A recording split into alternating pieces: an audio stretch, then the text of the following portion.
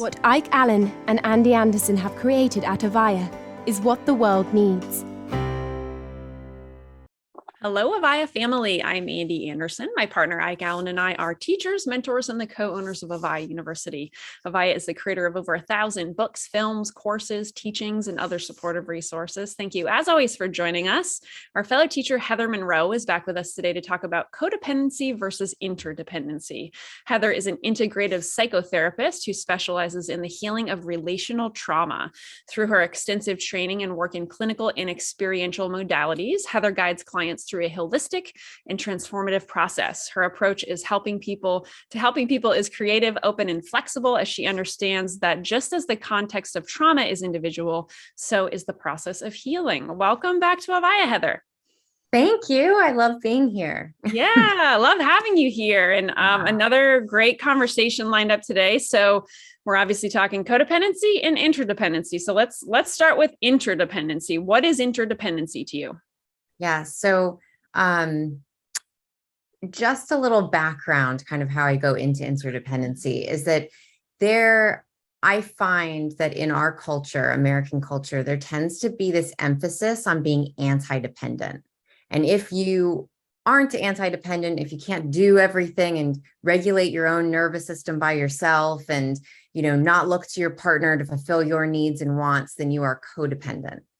And that is a huge misunderstanding of how we work as humans, psychologically and emotionally. And the reason why we have survived this long is not out of anti-dependency. If we were anti-dependent by nature, we would not survive. We are pack mentality. We live in tribes way back in the day, and we're incredibly social. And as we know, we are hardwired biologically for connection. So with that connection comes interdependency. Interdependency is when we are intertwined and love our partners, love our friends, etc., but are able to also function autonomously. So interdependency in a relationship is when two people care for each other, they're intertwined in each other's lives, but they function autonomously as well.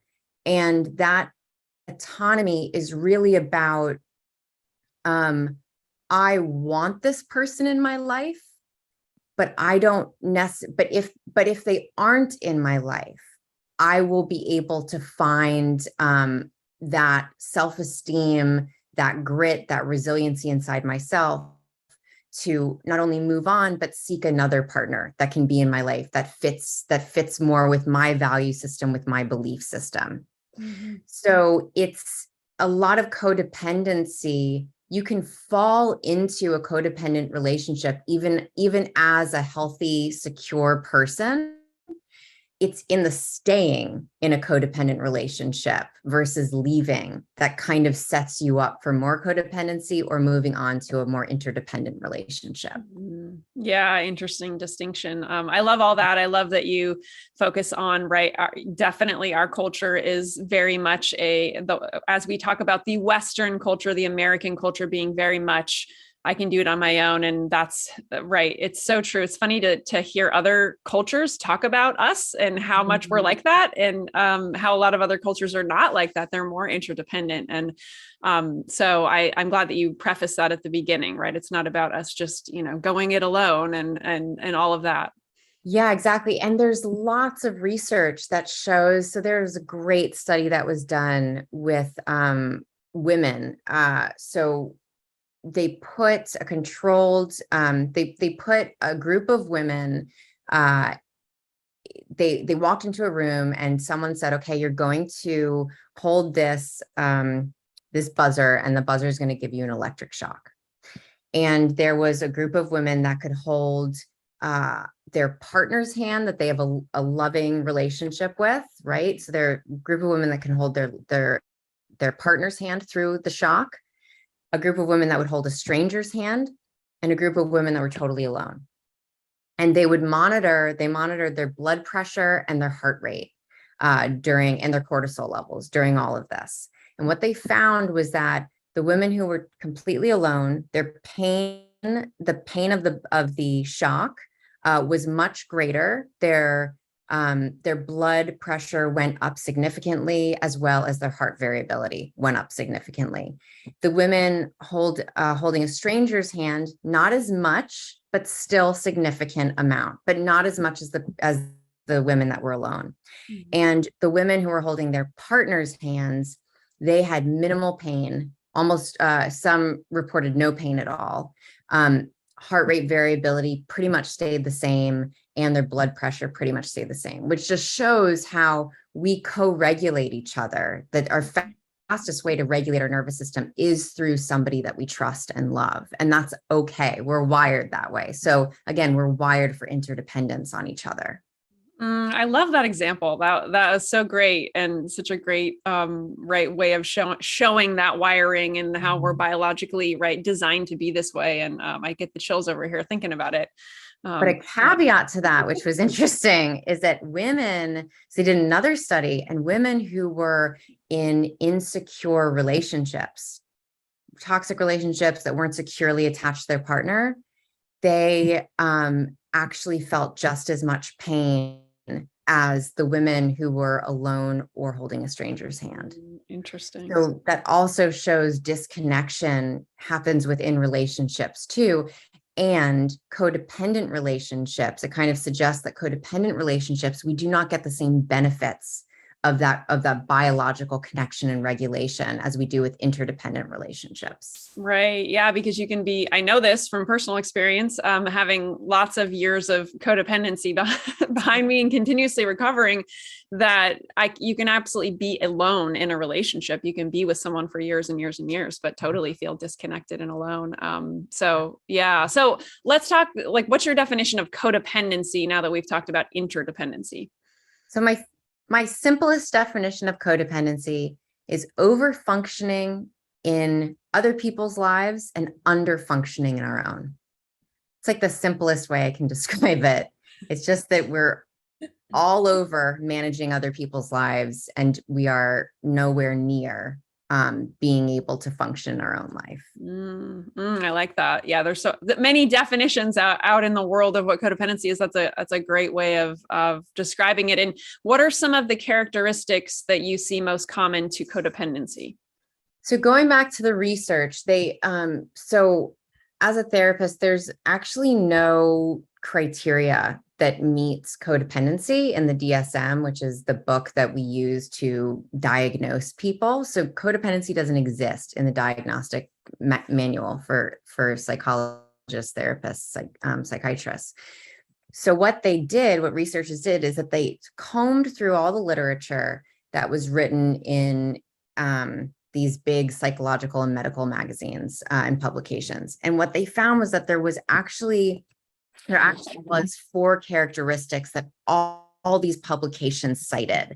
And so they kind of put them together. So the 4 characteristics of codependency that I like to look at and really study and see where my clients are with this would be external focus, meaning that our self-esteem is dependent on other people's opinions of us. So my self-worth comes from outside of me instead of within me. The other one is self-sacrificing. So I overlook my personal intrinsic needs in order to fulfill my partner's personal and intrinsic needs. So incredibly self-sacrificing. That would be the second one. The third one is emotional suppression.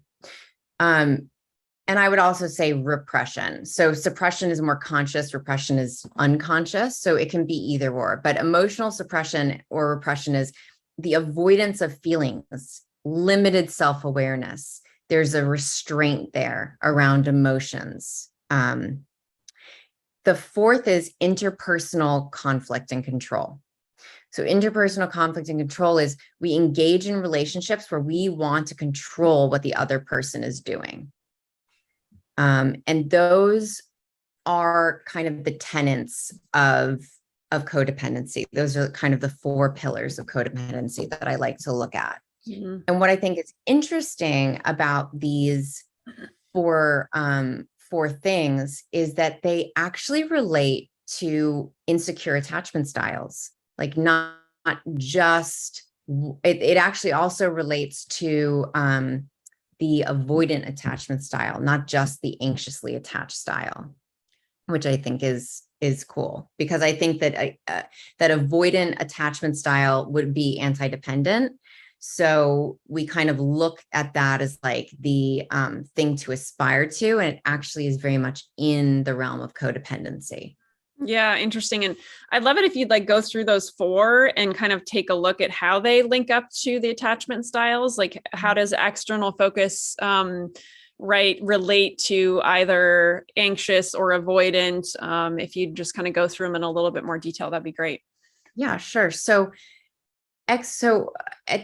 anxiously attached people, we very much tend to be, our self-esteem is externally focused, that we really look to the outside world to tell us who we are.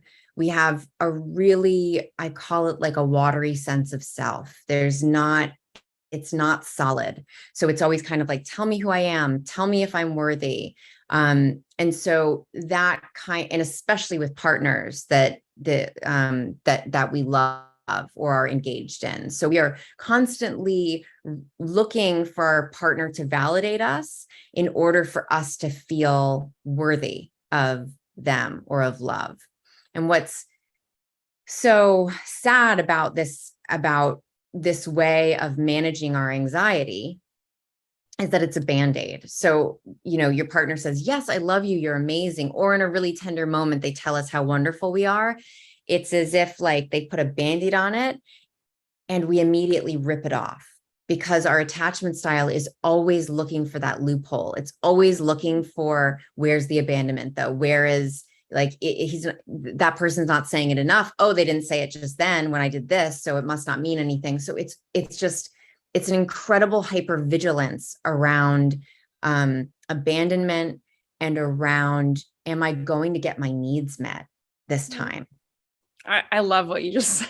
It's just so personally resonated with that. The loophole, always looking for the loophole, because yeah, right. If that's our pattern, then it doesn't matter how many times we get that external love, validation, reassurance, or what have you. If we're going to keep constantly looking for, well, I'm going to be left at some point. I will be abandoned or whatever. Oh.